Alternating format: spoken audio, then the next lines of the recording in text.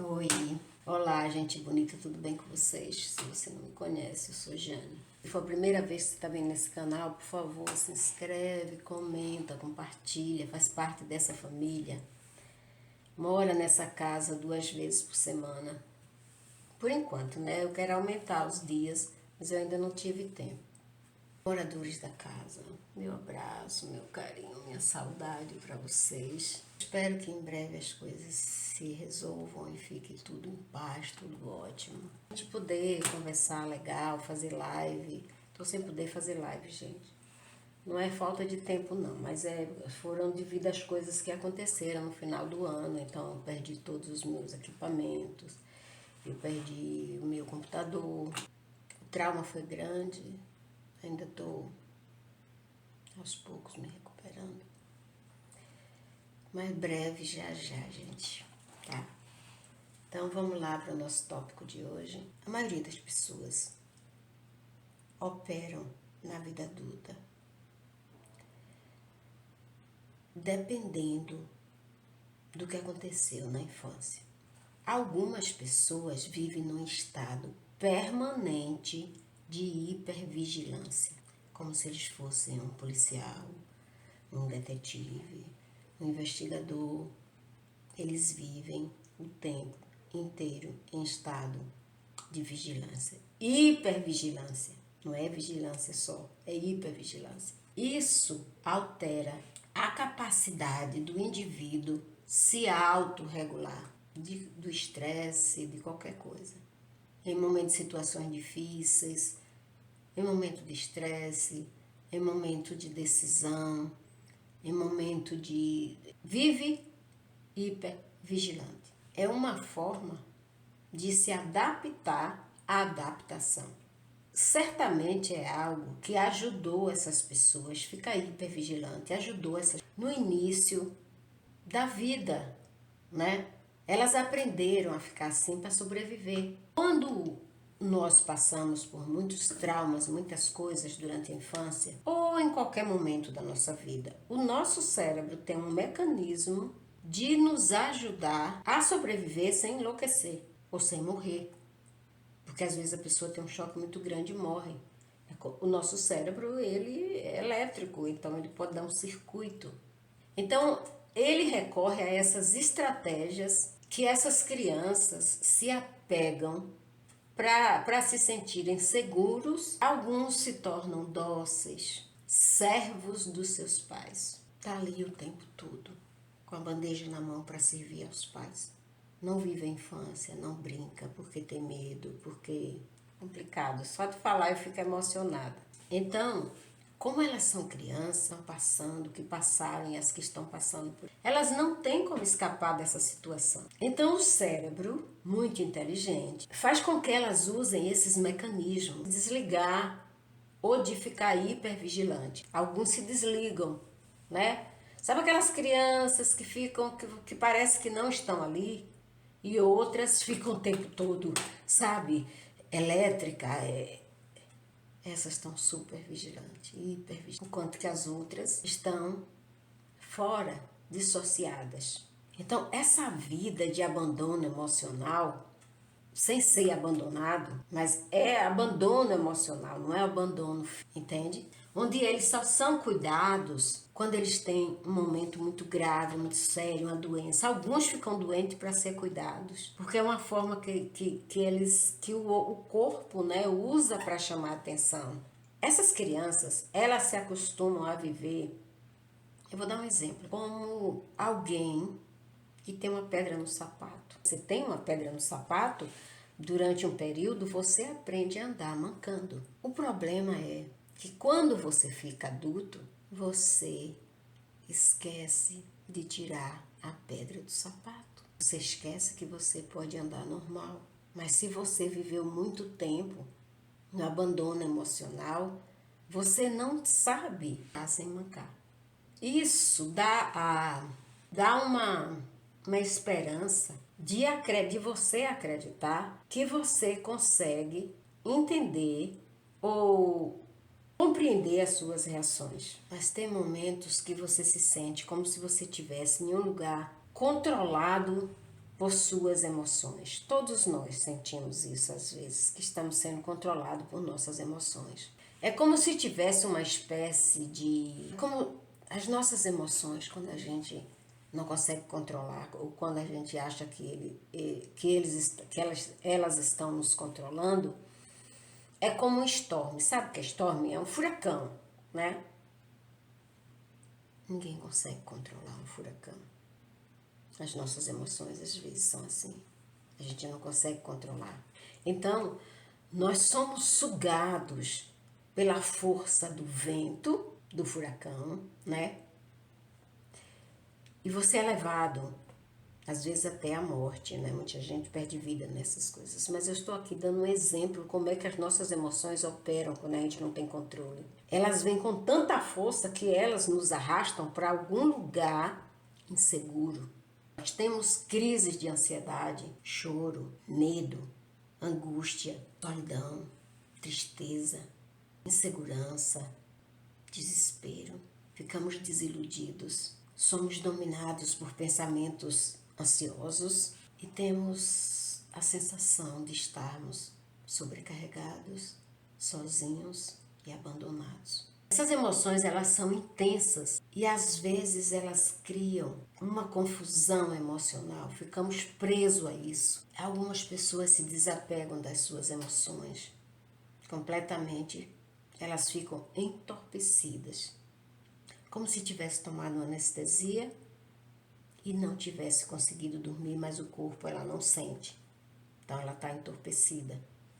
Algumas ficam com... Quando você está entorpecida, você fica momentaneamente ausente do ambiente, ausente de você mesmo. Nós ficamos completamente desconectados de nós mesmos e dos outros. Muitas pessoas nesses momentos se agarram a algum tipo de distração. Uns cantam, outros dançam, outros fazem coisas que você nunca ouviu fazer, que você nunca viu fazer, entendeu? Então, eles se agarram a distrações certamente pouco saudáveis.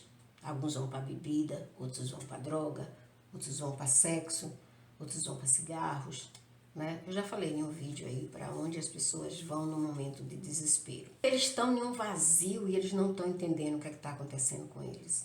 E eles procuram uma forma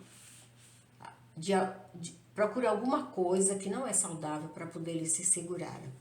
Estes dois estados extremos, aquele do desespero, do choro, da angústia, da solidão, e o outro que a pessoa vai para a distração. Sexo, droga, álcool, roubo, tráfico, todas as coisas negativas, maconha, um monte de coisa. Então você vai para essas distrações que não são saudáveis, são distrações perigosas que trazem uma série de consequências cognitivas, consequências mentais e sociais. Esses dois estados extremos podem ocorrer ocasionalmente. Por isso, é mais desestabilizador para pessoas que experimentam trauma, pessoas que experimentaram traumas na infância, elas ficam oscilando entre esses dois estados. Isso é um forte quando as pessoas ficam nesses estados que elas não conseguem administrar o seu estresse do dia a dia ou eventos que acontecem, elas saem da sua janela de tolerância, tanto para o extremo como para os dois extremos. Um, que é aquele da distração, você explode em raiva, você quer arrebentar tudo, ou então você vai para isso. E o outro, que é para baixo, você vai para tristeza, para depressão, para ansiedade, para medo, para angústia, entendeu?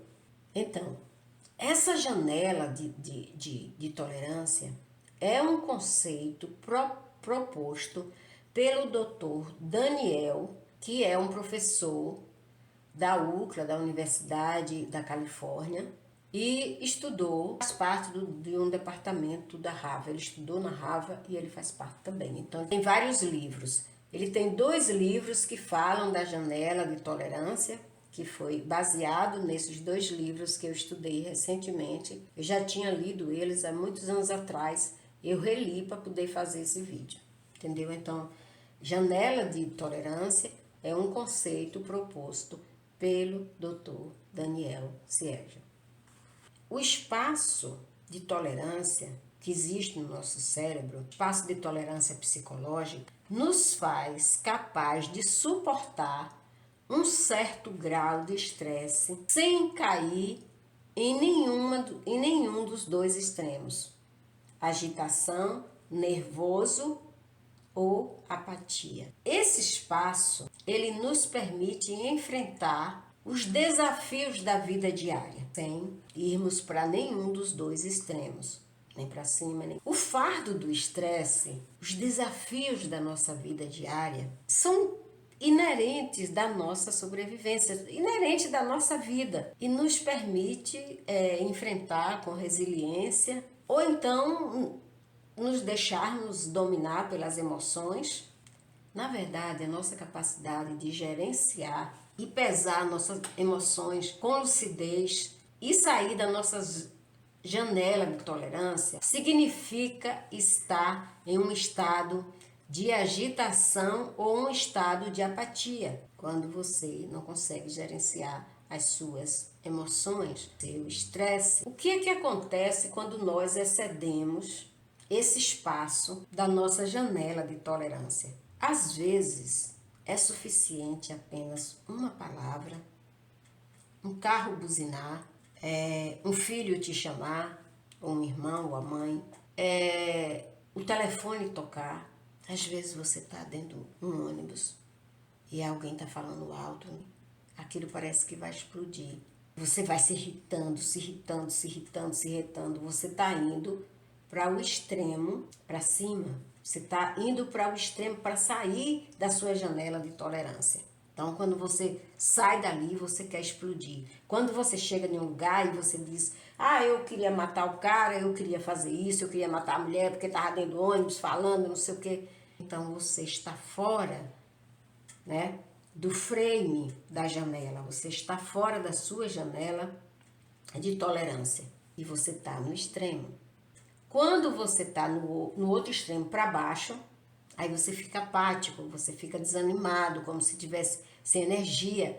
Ou melhor, aquilo que aconteceu no ônibus, ou aquilo que aconteceu na sua casa, ou na rua, ou o trânsito, essas coisas, se te deixou apático, você foi para o extremo, saiu da sua janela de segurança. Porque às vezes é uma coisa tão insignificante, para tirar a gente da nossa janela de tolerância, às vezes é uma coisa assim, insignificante, que se não tivéssemos sobrecarregados, a gente não ia sentir nada, não ia nem dar importância, não ia nem perceber que aquilo aconteceu. Sabe aquele, eu vou chamar de termostato, mas não é termostato, é outro nome, que é aquela caixa de eletricidade que quando você sobrecarrega, tem vários aparelhos ligados dentro de casa, ele simplesmente, ou se der um circuito na rua, qualquer coisa, ele desliga. O nosso cérebro funciona desse jeito, ou melhor, isso foi baseado no cérebro. O cérebro, ele desliga quando, para você não enlouquecer, para não dar um circuito e você ou morrer ou você ficar louco ou louca. Então, é igual. O elétrico, ele desliga para preservar todo o sistema elétrico da sua casa. O cérebro desliga para preservar a sua sanidade, preservar seu corpo. Por isso que existe essa janela de tolerância, que o Dr. Daniel chamou de janela de tolerância. Quando a gente perde o controle, ou quando nós perdemos o controle, quando o nosso termostato desliga, é porque nós estamos sobrecarregados. O nosso sistema nervoso está sobrecarregado. Isso significa que passamos por um estado de sobrevivência. Que essa sobrevivência é uma atividade que começa aqui no nosso córtex pré-frontal e significativamente diminuiu a capacidade do nosso cérebro, que normalmente nos permite ter controle dos nossos impulsos para tomarmos decisões com lucidez. Então, essa capacidade de regular as nossas emoções, quando a gente perde o controle, é porque a coisa foi para o modo sobrevivência. E isso envolve uma parte das nossas conexões neurais. Os nossos neurônios são envolvidos nesse processo, os nossos neurônios são envolvidos e eles são corrompidos.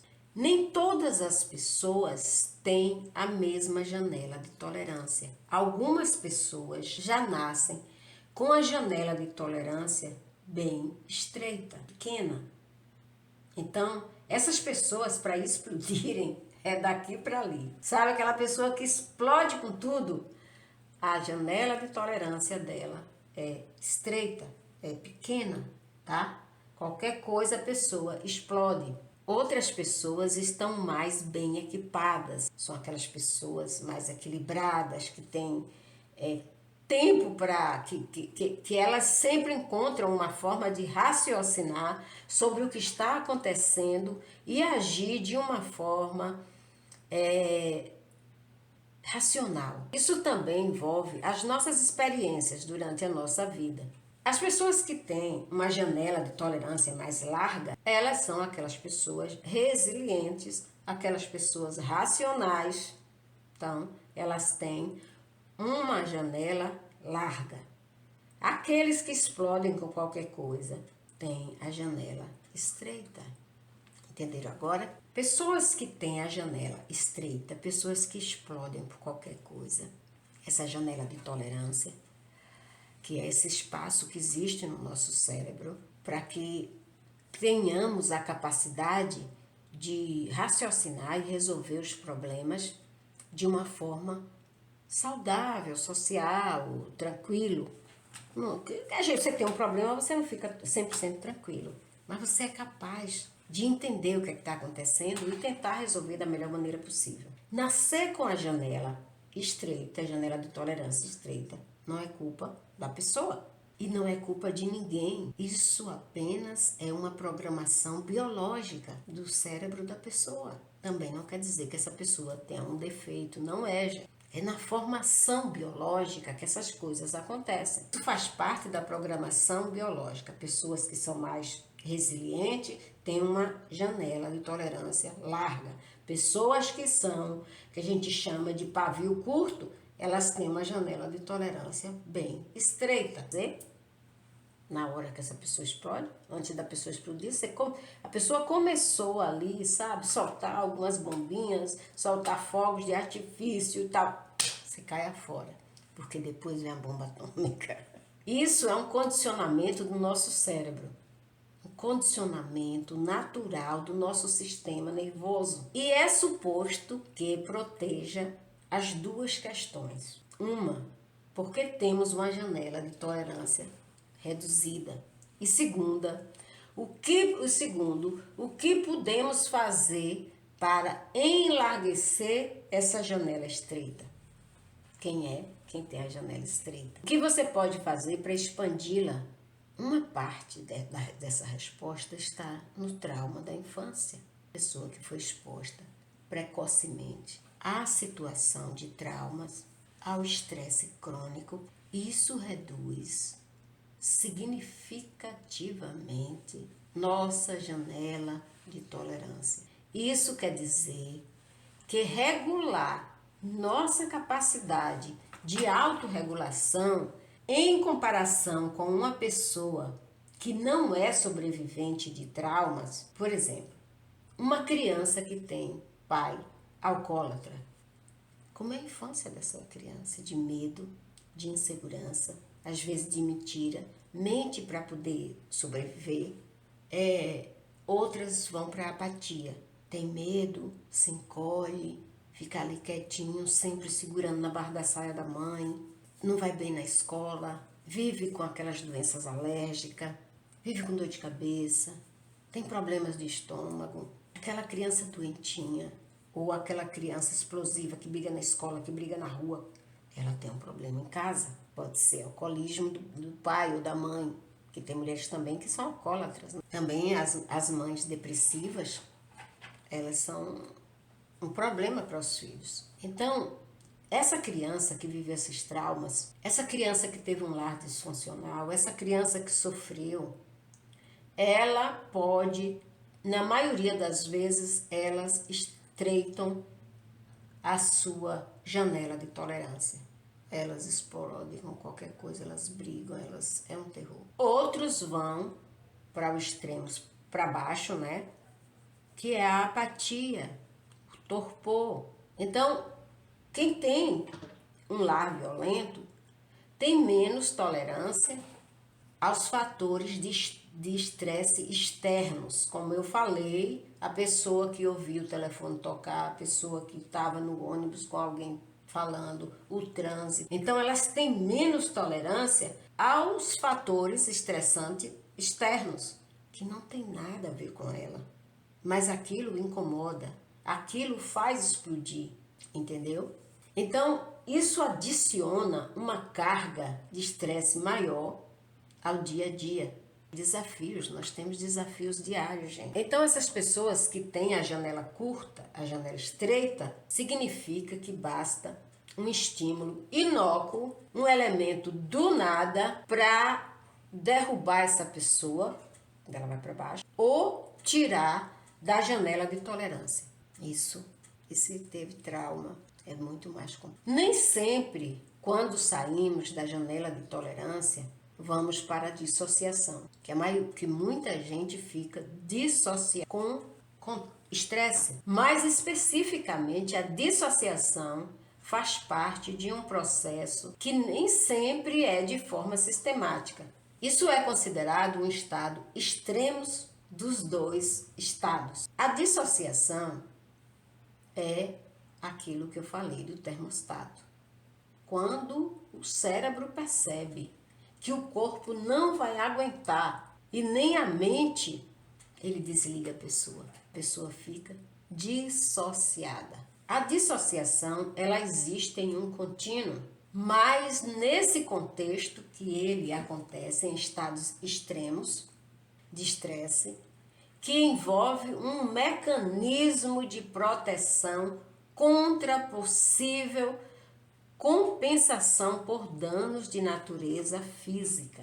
E, portanto, o cérebro, para nos proteger, tem essa espécie de desconexão, desliga o termostato, essa desconexão do circuito entre pensamento consciente, a nossa memória, sentimentos, ações e o nosso senso de identidade. Então, quando você entra no estágio de dissociação, o seu cérebro protege tudo isso. Os pensamentos conscientes, né? Como eu estou aqui, eu estou consciente. A sua memória, seus sentimentos e ações e o seu senso de identidade. Então, esse é um processo fantástico, maravilhoso do nosso cérebro. Ele nos leva para a dissociação, ele nos tira da nossa realidade, ele nos desconecta para nós sobrevivermos. Como?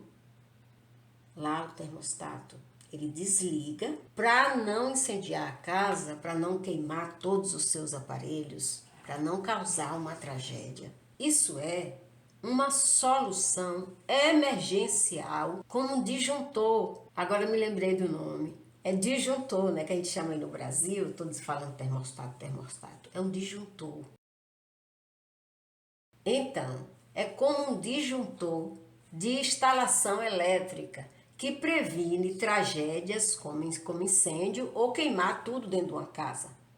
Então, esse processo de desligar o cérebro, chamado dissociação, acontece com eventos traumáticos muito difíceis de suportar.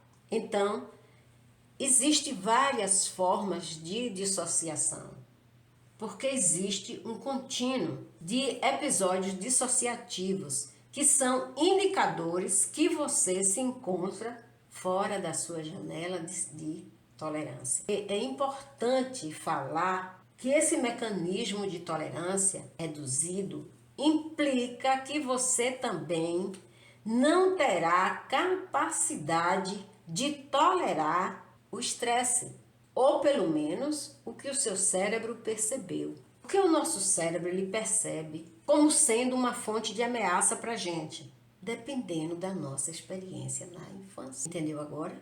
Nosso cérebro, quando você está num lugar que você se estressa, quando você está num ambiente que você se estressa, o nosso cérebro ele percebe estímulos do meio ambiente também. Se ele perceber que tem um perigo, uma cobra, um bicho, se você tá, uma aranha, qualquer coisa, então, são estímulos que nos tira da nossa janela de tolerância, do nosso estado de sobrevivência seguro. Então, o nosso cérebro ele percebe esses estímulos externos como ameaça à nossa sobrevivência, à nossa segurança. Mas às vezes nem sempre é uma ameaça. É aquilo que a gente sofreu na infância, que está registrado. E aí, quando existe alguma coisa parecida, ele já pensa que aquilo é a mesma coisa. Isso para você ficar mais calmo, mais resiliente, estável, diante das dificuldades, mas principalmente sabendo que os traumas da infância te ensinou que o mundo é perigoso e imprevisível. Por isso que o seu cérebro, o seu disjuntor, desliga. As nossas experiências da infância, se forem traumáticas, o nosso cérebro, a gente cresce sabendo que o mundo não é seguro, que o mundo é perigoso, é imprevisível e cheio de ameaças. Então, qualquer ameaça inócua pode desencadear a gente entender as reações de sobrevivência. Não só o que acontece com a gente, às vezes esses gatilhos não são só com a gente. Às vezes está acontecendo com outra pessoa. Você ouve um grito, a pessoa está lá brigando e tal. Tudo isso pode tirar você também da sua janela de tolerância. Ou pode te levar para o estado extremo de agitação e nervosismo, de raiva, de explosões, ou pode te levar para a apatia ou torpor, né? Então, a nossa capacidade de gerenciar os desafios da vida oscila. O estado de agitação e o estado de apatia. Então, qualquer coisa que você ouve, quando você está no estado extremo, né? Porque vai assim, você está aqui dentro da janela, aí ó. Ou, então as pessoas podem recorrer a várias coisas, como eu falei, para poder se adaptar. Droga, sexo, pornografia, roubo, jogo, tráfico, briga, confusão, várias coisas. Tudo que não é quando você vai para o extremo da agitação. Quando você desce para a apatia, você pode entrar numa depressão profunda, você pode procrastinar, você pode não sentir vontade de viver, de comer, de fazer várias coisas. Você fica sem ânimo, é uma pessoa sem ânimo para a vida. Então, essa história de recorrer a mecanismo ou substâncias viciantes para escapar dessa aspiral de ansiedade pode nos levar à segunda questão. Como expandir essa janela? É importante lembrar que a gente não escolhe a nossa janela. Eu já falei. Toda pessoa nasce com a sua janela de tolerância, seja ela larga ou estreita, que é a sua forma e a sua maneira de se adaptar aos eventos estressantes da vida. E esses eventos, eles são diferentes a cada momento, embora às vezes tem características semelhantes, bastante comum no nível neurológico, também temos as nossas singularidades. O psiquiatra, Dr. Daniel Siege, que criou esse conceito da janela de tolerância, ele diz assim, imagine um dia que você não está nem no seu estado nervoso, nem no seu estado apático, você está no centro da sua janela, ali, tranquilo. Mas sabe, na janela, olhando o trio elétrico passar, ou olhando a escola de samba, ou aquelas garotas maravilhosas, aqueles garotos lindos. Então você tá lá na sua janela, tranquila, equilibrada, tá? Estamos apenas no nosso estado de alerta, porque nós somos pessoas que vivemos em estado de alerta, seja ele normal, seja ele excessivo ou seja ele depressivo. Estamos sempre em estado de alerta. Faz parte da nossa vida. Vigilância equilibrada. Nós estamos, quando a gente está ali na janelinha, olhando as coisas acontecerem, numa boa, sem sair do nosso centro, nós estamos fazendo uma vigilância equilibrada. Estamos nos concentrando para realizar nossas tarefas diárias, nossos estudos, nosso trabalho, nossas coisas que a gente faz todos os dias, né? Isso quer dizer que nós estamos no centro da nossa janela de tolerância e digamos que você está ali na sua janela, no centro da sua janela. Quando você não sabe gerenciar suas emoções, você está no centro da sua janela, numa boa, tranquilo, seu dia maravilhoso. E aí, você trabalhou, passou o dia em paz, cantou, almoçou, fez tudo o que você tinha direito de fazer no trabalho, fez seu trabalho direitinho, terminou o dia. E quando você está já se preparando para pegar sua bolsa para ir embora, ou para pegar sua carteira, seu telefone, suas coisas, seu chefe diz assim: eu gostaria que você fizesse tantas horas extras, ou nós vamos ter uma reunião agora, ou eu gostaria que você ficasse mais um pouco.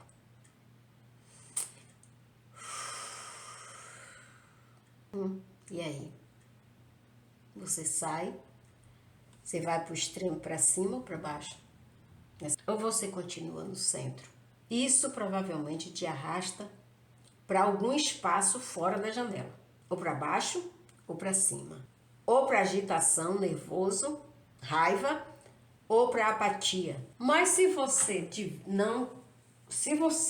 souber gerenciar sua janela ou sua capacidade de gerenciar suas emoções, você continuará dentro da sua janela e até vai levar aquele episódio como uma coisa divertida, né? Vai brincar com o chefe, poxa chefe, eu já estava indo embora, estava toda animada, não sei o que, você me tirou do meu programa, não sei o que e tal. Vai rolar o quê? Vai rolar um lanche, vai rolar só hora extra, então, o que vai acontecer aqui? E você leva aquilo na brincadeira. Da próxima vez me avise e tal, não sei o que, não gostei. Mas você continua ali numa boa, sem problema nenhum. Nem vai para o seu extremo de estresse lá para cima, nem vai também decrescer. Então, você foi capaz de gerenciar o estresse daquela notícia dada de última hora. Nosso cérebro, ele não é capaz de lidar com essas flutuações, tá? Nosso cérebro, ele não é capaz de lidar com essas flutuações emocionais. Você tá tranquilo, tá se preparando para sair do trabalho, de repente seu chefe tivesse dito isso quando você chegou no trabalho, você durante o dia você ia regular a sua janela para você continuar ali no centro, porque você sabia que no final do dia ia ter aquilo. Mas, quando você não está esperando, se você não for uma pessoa que souber administrar suas emoções, você certamente vai sair da sua janela de tolerância e socar a cara do seu chefe. Então, o nosso cérebro ele não está preparado para essas flutuações emocionais. Agora, é como o sistema para poder dar um certo grau de equilíbrio na nossa janela de tolerância. Tolerância ao estresse, né? Isso seria como um sistema de refrigeração de um motor de carro. Então o carro está esquentando, o motor do carro está esquentando, o motor do carro já está esquentando. A água, você tem que dar um tempo, tá? No seu veículo, que permite que você consiga regular a temperatura do motor. Nós também estamos, nosso cérebro é desse jeito, nosso corpo é desse jeito também. Quando nós excedemos nosso espaço de tolerância da dinâmica disfuncional e todos os eventos negativos que passamos, todos os fatores que podem contribuir para moldar as nossas redes neurais. consequência, tá? O nosso limite de tolerância ou a nossa janela de tolerância. Isso não é nossa culpa. Existe um sistema nervoso hiperativo. Existe um sistema nervoso hiperativo, responsivo, né, que responde a todas as coisas que nos tiram do nosso centro, que nos tiram da nossa janela de tolerância ao estresse. Então você remova qualquer culpa de você não se controlar nesses momentos. É que assim que você percebe que você saiu do centro da sua janela, você tente voltar. Você se contenha e entenda, eu saí do meu espaço de segurança. Eu vou voltar. Entendeu?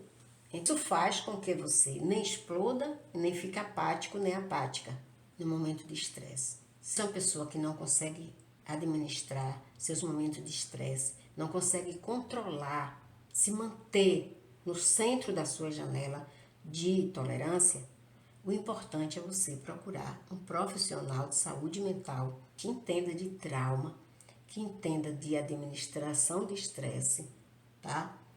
Para você, e você tem que chegar lá e ser honesto com o profissional, você tem que dizer: eu estou irritada ou irritado, eu me irrito com facilidade, ou então eu vou para a apatia com facilidade. Qualquer coisa que acontece, que eu sinto como uma ameaça a meu estado normal de sobrevivência, eu vou para esse estado, ou para cima ou para baixo. Então você tem que dizer ao profissional que aí ele vai poder te ajudar. Porque no caso de doença mental, são poucas doenças que você detecta através de um exame.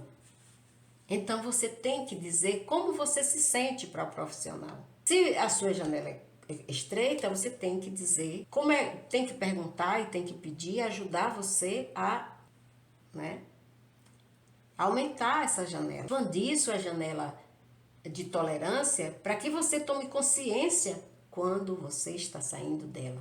Porque as adversidades da vida, elas são diárias. Não adianta, a gente não consegue controlar o externo e nem as pessoas.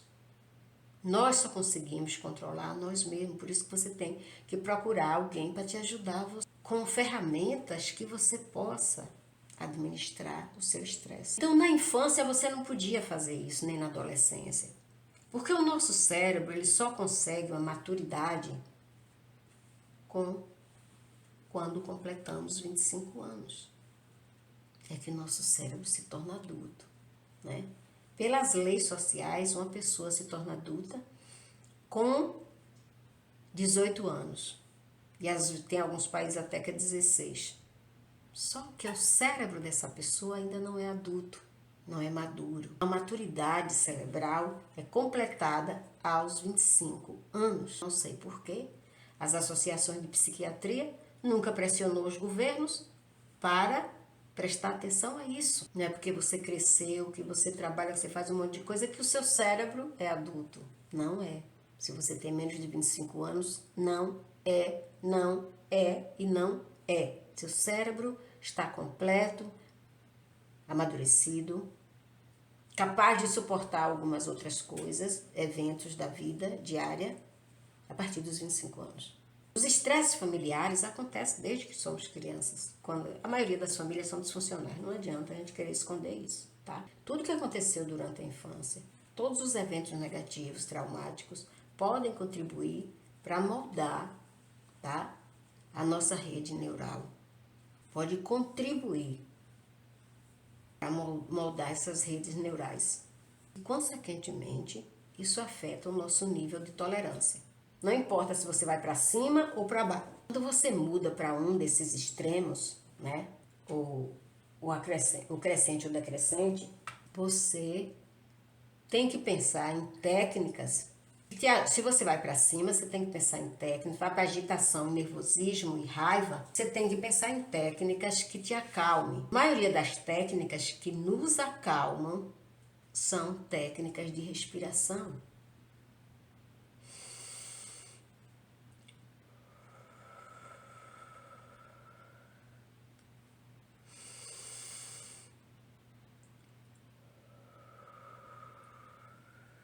você estiver muito agitado, se abrace. Converse com você. Oi, Jane, preciso me acalmar. O fato de você se abraçar já ativa o seu hormônio de oxitocina. Você fica mais calmo, mais segura, mais seguro. Quando você vai para o estado de agitação. Todas as técnicas, que são muitas, de respiração, levam o indivíduo a um estado de estabilização, calma, né? Você entra no estágio de calma. Quando você vai para a apatia, que você entra, você pensa que você entrou em um estágio de prisão, de que você está preso. Naquele estado você não consegue sair da cama, você não consegue sorrir, você não consegue comer, você vai para a apatia mesmo. Você tem que procurar atividades sociais, como ajudar alguém, como sair para andar com seu carro, como você caminhar. E o caminhar não é pressa. Quando você está num estado de apatia, você tem que caminhar, você precisa fazer atividades de benevolência, fazer caminhada ativa, mas não é correndo. Caminhada ativa é diferente. Que você possa contar seus passos, que você ouça seus passos, mas de maneira calma. Tá? Eu vou fazer um vídeo aqui para ensinar vários exercícios, tá bom? Então, fazer alongamento. Eu amo alongamento, gente. Eu amo alongamento. Quase todos os dias eu faço alongamento assim que eu acordo. Se você é uma pessoa que suporta temperaturas baixas, passei por esse tratamento agora, né? Depois do que aconteceu lá no apartamento. Para quem não sabe, uma parte do teto do meu apartamento caiu, estragou com tudo. Eu não estava em casa, eu estava viajando. E quando eu cheguei, aquilo foi um trauma para mim. Porque como eu já estava me preparando para sair do apartamento, eu estava com várias caixas, já com várias coisas importantes. E foi exatamente no local que estavam aquelas caixas. Parece até que foi premeditado aquilo. Impressionante, impressionante. Então aquilo me traumatizou. Eu perdi originais de 3 livros. Eu passei a pandemia escrevendo e depois continuei escrevendo. Então eu tinha 3 livros prontos e mais 2 mais ou menos pela metade, quase na metade. E eu perdi. Perdi todos os meus documentos. Perdi 6, foi 5 ou foi 6 diplomas. É coisas assim para você enlouquecer. Porque aquilo ali deveria ter muito tempo caindo naquela água. Aquilo não foi uma coisa que aconteceu do hora para outra. Aquilo já estava ali há dias pelo estrago que fez. Então eu precisei passar por esse tratamento de temperatura fria. Ultimamente eu não ando me sentindo bem. Acho que ainda é efeito desse trauma. Eu hoje tomei banho gelado. Poder me equilibrar para poder fazer esse vídeo. Porque como eu passei vários dias estudando os 2 livros de Daniel, né, sobre a janela de tolerância, para poder fazer esse vídeo. Então, eu me estressei, sabe? Muita leitura, muita coisa na minha cabeça. Eu não estava descansando, eu não estava dormindo. Então, eu hoje precisei voltar para o banho gelado. Já estou bem. Então, se você não tem problemas com temperaturas, é daqui para baixo, viu, gente? Não inclua o rosto, nem a cabeça. É 1 minuto. É de 1 a 3 minutos. Eu suporto 1 minuto, 1 minuto e meio. Depois eu já não quero mais. Então, eu não exagero, eu não passo do meu limite. Então, meu limite é até 1 minuto e meio. Quando eu estava muito estressada, que eu não estava nem sentindo o meu corpo, estava muito traumatizada, eu tomava, acho que 2 minutos, eu cheguei a tomar 2 minutos. Para poder sentir meu corpo, para poder me sentir, porque eu fiquei dissociada. Então, exercício de resistência também, né? Eu gosto de escalada, eu gosto de escalar, eu gosto de fazer isso, esses exercícios. A gente tem que escalar a parede, entendeu? Eu não me arrisco nesses lugares inseguros, né? Como você vai escalar uma montanha, só se for andando, vai escalar uma montanha andando, subir uma montanha andando, mas se for para escalar mesmo, ficar ali pendurada. Não sou maluca não, tá? Eu não sou normal. Eu não gosto de passar por essas adrenalinas, não. Então, eu gosto de escalar, por exemplo, na academia, né? Para escalar ali aquela parede. Se eu cair ali, eu vou quebrar algumas vértebras, mas eu vou continuar viva, tá bom? Se eu não vou cair, porque tem os cintos de segurança, né? Mas eu gosto também. Então, esses exercícios de resistência também é excelente para as pessoas que saem da sua janela de tolerância, mas para apatia, tá? Porque isso ajuda a estimular o cérebro, a memória, estimular o corpo também, os nossos músculos. Porque o estresse, olha, o estresse, ele é infeliz, ele se acumula em várias partes do nosso corpo, mas principalmente nos nossos músculos, nas nossas pernas. Fazer exercício assim, ó, tá? Você ficar na ponta dos pés, não bata o calcanhar no chão, nunca. Você vai descendo lenta. Lembre que você tem um nervo chamado vagus. Então você não pode fazer assim. Não. Você fica na ponta dos pés e você vai descendo bem lentamente até pousar o calcanhar no chão, tá bom?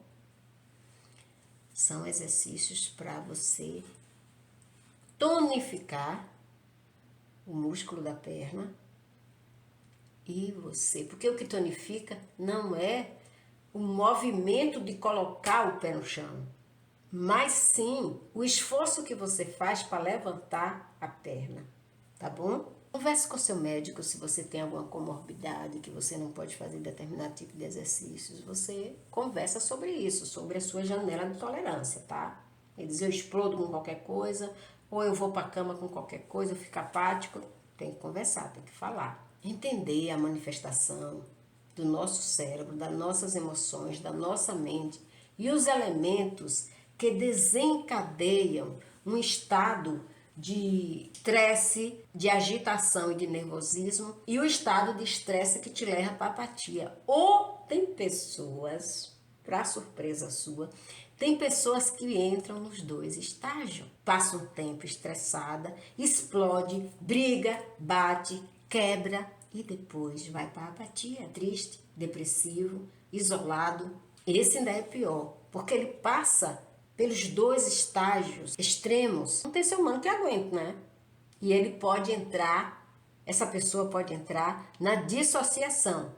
E quem passa muito tempo na dissociação, muitos não conseguem mais voltar à normalidade. Bom, então, o estresse é um lembrete para o nosso sistema nervoso agir rapidamente. Então, o nosso sistema nervoso, ele interpreta muito rápido esse estresse que você está passando, o que eu passo ou qualquer pessoa passa.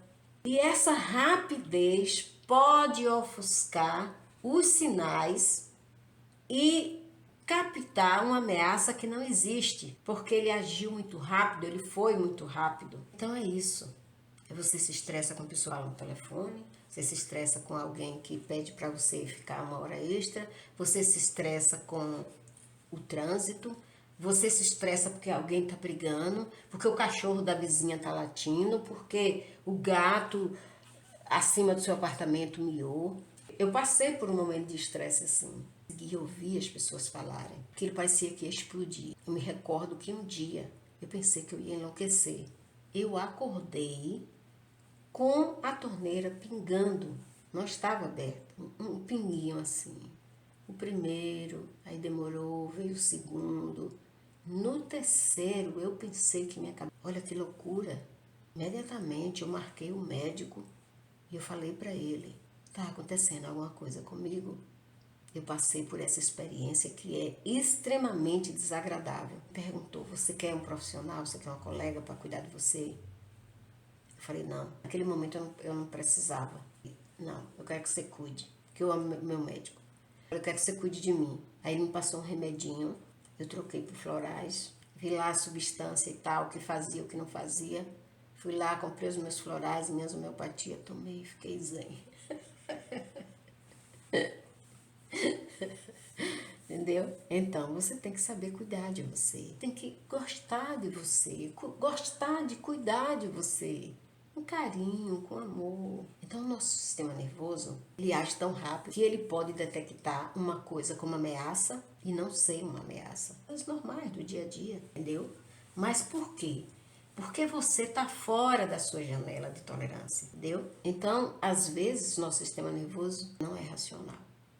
Cuidar de você pode evitar muitas coisas e pode te trazer também. Quando você sai da janela de tolerância, que vai para apatia também, às vezes até expressões faciais podem sair da janela de tolerância requer um trabalho de autoavaliação. Você tem que se avaliar para você aprender a se controlar. Outra coisa também, você observar o que é que desencadeia esses picos de estresse que te tiram do seu centro, da sua janela, tá bom? Então, você precisa trabalhar a sua resistência psicológica e mental. Faça escolhas que promovam o seu bem-estar. Pode dizer, isso é fácil, eu me regulo, eu faço isso. Não é fácil. Eu sou uma pessoa que tem tantas técnicas, eu já fiz tanto curso na minha vida. Eu pego casos, eu pego clientes que já passaram por 15 psiquiatras, 10 psiquiatras, 6 psiquiatras. Eu consigo regular essas pessoas. Foi minha vez, eu não me regulei. Por um trauma, eu precisei. E o que me ajudou foram essa terapia dos banhos gelados, óleos essenciais florais, minha homeopatia, e principalmente os meus exercícios, várias vezes por dia. Então não é difícil, sim, você se regular, se autorregular. É muito difícil. Então não adianta a pessoa dizer, eu me regulo, eu fiquei bom. Uma hora vem para fora tudo que você botou debaixo do tapete. Gerenciar, saber gerenciar as nossas emoções é libertador. É libertador. Você já pensou você ser uma pessoa que todo mundo se afasta? Eu não quero ficar perto de Jane, ela explode com qualquer coisa. Eu não quero ficar perto de Jane, é pessoa depressiva, repetitiva, blá blá blá, vitimista, porque o depressivo ele é vitimista. Né? Então, ninguém aguenta. E a pessoa que não aprende a gerenciar suas emoções vai apenas tolerar, não vão sentir prazer de ficar viu? Então, conheça suas emoções, procure ajuda profissional, tá? Abordagem educacional, que é isso que eu estou fazendo aqui com você. Não espere milagre. Regular as nossas emoções é fácil. Não espere milagre. Regular as nossas emoções. Mudar de hábito. Pessoas se acostumam a explodir, as pessoas se acostumam a ficar depressiva. Vira um hábito. Claro que não é consciente, né, gente? Ninguém vai querer paciente. É muito doloroso depressão. Depressão é uma coisa devastadora. Devastadora.